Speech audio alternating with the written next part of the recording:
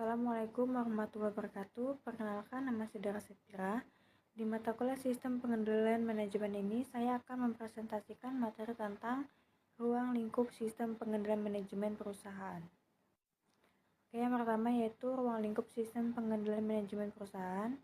Sistem Pengendalian Manajemen atau SPM adalah kerangka kerja yang penting untuk mengarahkan dan mengendalikan aktivitas perusahaan. SPM berperan krusial dalam mencapai tujuan dan sasaran perusahaan dengan mengatur sumber daya secara efektif dan efisien. Yang kedua yaitu definisi dan tujuan sistem pengendalian manajemen. Yang pertama yaitu ada definisi.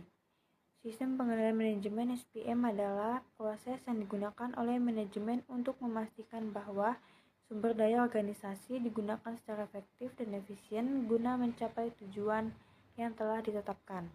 Sistem ini mencakup berbagai mekanisme seperti perencanaan, evaluasi, kinerja, pemberian insentif, serta prosedur dan kebijakan yang dirancang untuk mengarahkan perilaku individu dan unit dalam organisasi.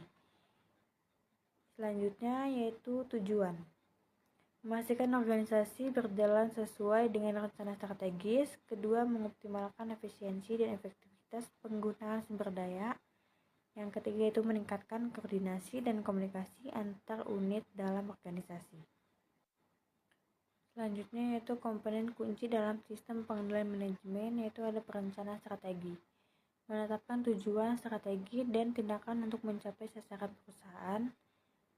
Yang kedua penganggaran. Menetapkan rencana keuangan yang terinci untuk mengelola dan mengendalikan sumber daya. Yang ketiga itu pengukuran kinerja.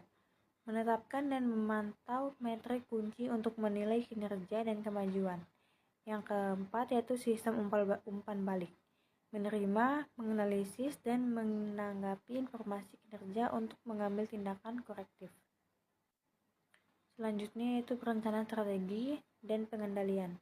Perencanaan strategi, proses perencanaan yang komprehensif meliputi analisis lingkungan, penentuan visi dan misi, penentuan tujuan, dan pengembangan strategi. Pengendalian strategis, memastikan bahwa tindakan perusahaan selaras dengan strategi yang telah ditetapkan dan mencapai tujuan yang diinginkan. Oke, ini slide yang terakhir yaitu kesimpulan dan saran ruang lingkup sistem pengendalian manajemen perusahaan.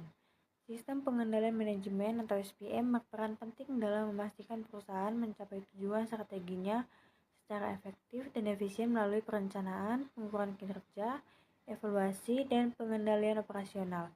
Dengan sistem yang baik, perusahaan dapat meningkatkan efisiensi, mendukung pengambilan keputusan, menjaga kepatuhan, mengurangi risiko, serta meningkatkan kinerja karyawan. Namun, keberhasilannya bergantung pada teknologi, budaya organisasi, dan komitmen manajemen. Oleh karena itu,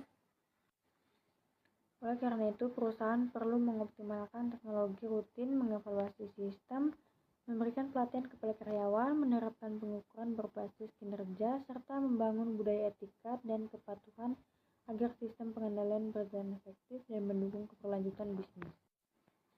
Sekian, itu saja presentasi dari saya. Terima kasih.